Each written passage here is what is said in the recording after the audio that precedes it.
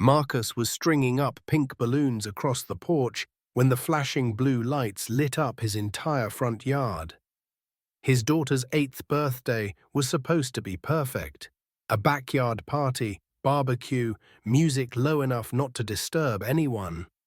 But now, 2 police cruisers sat parked on the curb like sentinels of suspicion. He didn't flinch, not because he wasn't scared, but because he was tired.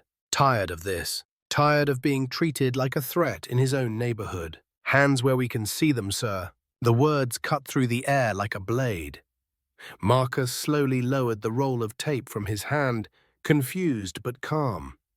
One officer moved toward him, the other toward the side gate. Then she stepped out. Carol Simmons, the woman next door. Arms folded, face smug, watching like she was enjoying a show she had written herself. "She said you were causing a disturbance," the officer muttered. "With a lawnmower." Marcus blinked, trying to make sense of the madness. This wasn't about noise. It never was. Marcus Johnson had always believed in keeping to himself. As a single dad and auto technician, his weeks were filled with grease, late shifts, and after-school dinners. But weekends, those were sacred. Saturday mornings meant tending the yard, cleaning the grill, and doing everything he could to build a peaceful life for his daughter, Lila. Today was special. Lila was turning 8, and Marcus had spent the entire week preparing for her backyard party. Balloons, handmade decorations, lemonade stands, even the tiny bounce house she'd begged for last month. To make things easier, Marcus had splurged on a used riding lawnmower. Craigslist. Decent deal. Loud, sure, but nothing illegal. He started early, finished quickly, and spent the rest of the morning arranging party tables. Then came the knock. He opened the door to find Carol Simmons on his porch. Again. Red lipstick, heavy perfume, the same tight smile that never quite reached her eyes. "I know you're having a party," she said, "but the noise earlier, that mower was unbearable, just inconsiderate." Marcus apologized politely, as always. But something felt off this time. Her tone was less neighborly, more threatening. The way she scanned the yard, like she was taking inventory. He let it go. He had a cake to frost. He didn't know it yet, but Carol wasn't done. When Marcus returned from the corner store with a bag full of party hats and juice boxes, he noticed something was wrong. The air felt heavier. Lila wasn't bouncing in the yard anymore. The music had stopped.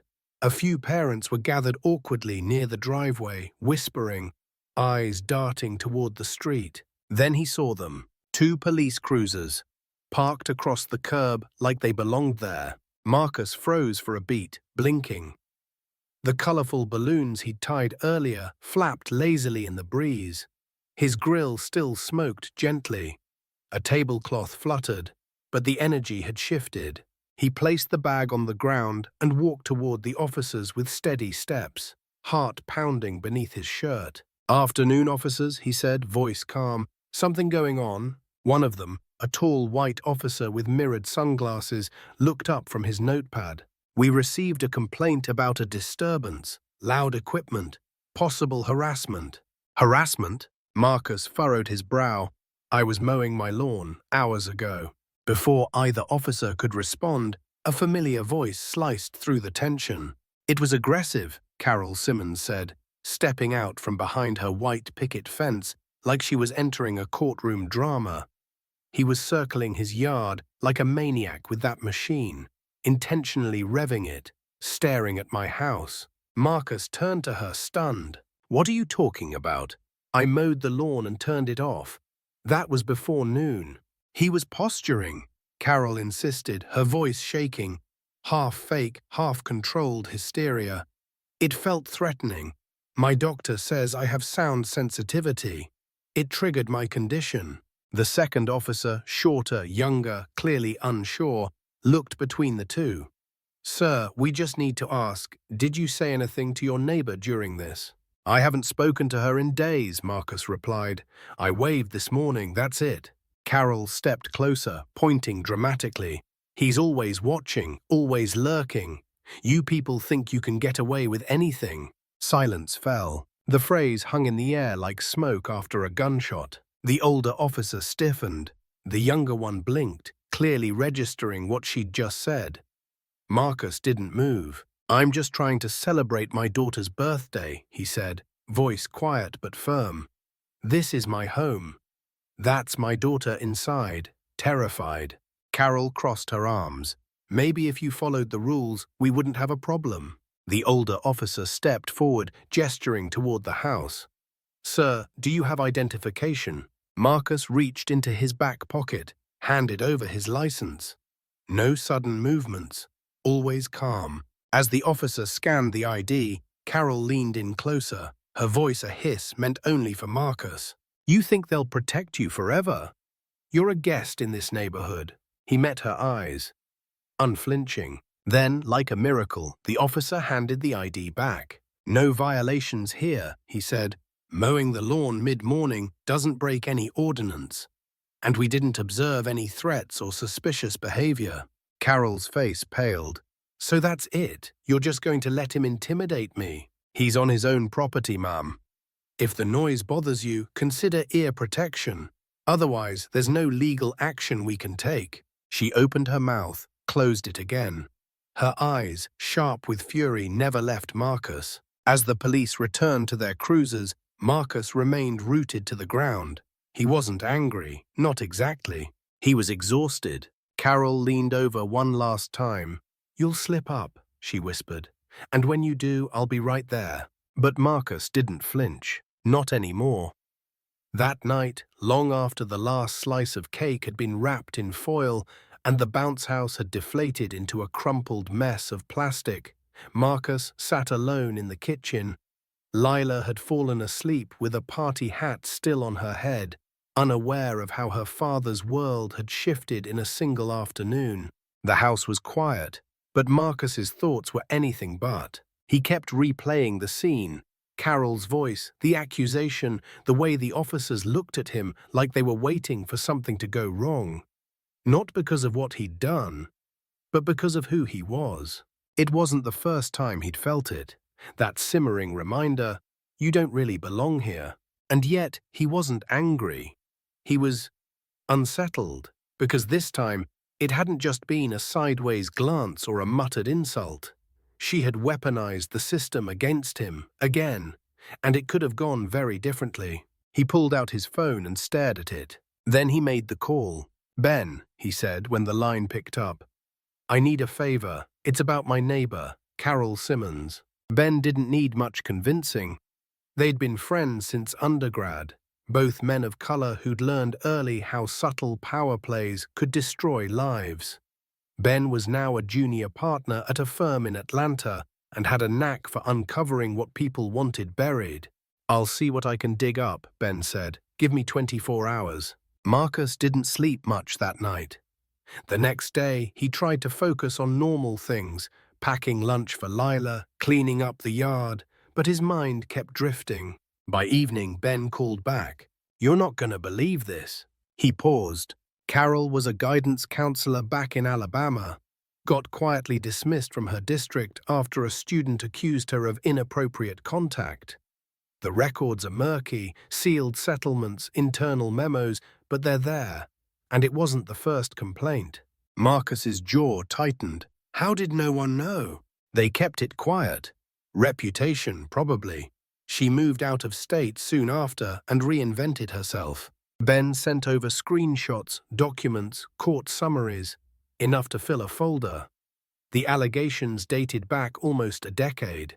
She'd never served jail time, but the pattern was undeniable. Marcus stared at the files, something cold settling in his chest. Carol had tried to paint him as dangerous, a threat, but in truth, she was hiding something far darker.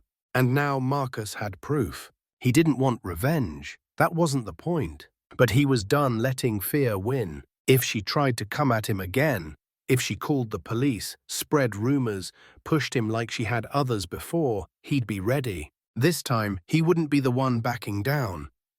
Carol didn't wait long to strike again. 3 days after the police left Marcus's yard empty-handed, she filed a noise complaint with the HOA, claimed the grill smoke from his cookout was affecting her health.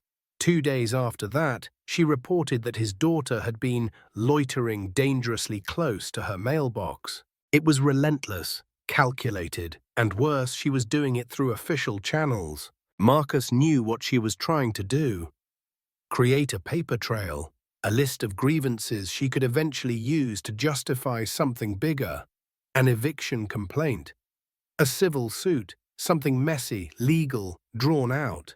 But this time, Marcus wasn't just reacting. He was preparing. He gathered the printouts Ben had sent, archived documents, personnel memos, records from Alabama's Education Board.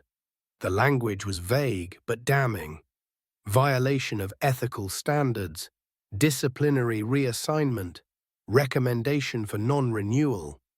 There were summaries of confidential settlements and mentions of past student complaints. None of it was a smoking gun, but together, it told a story. At the next HOA meeting, Marcus arrived 10 minutes early, manila folder in hand.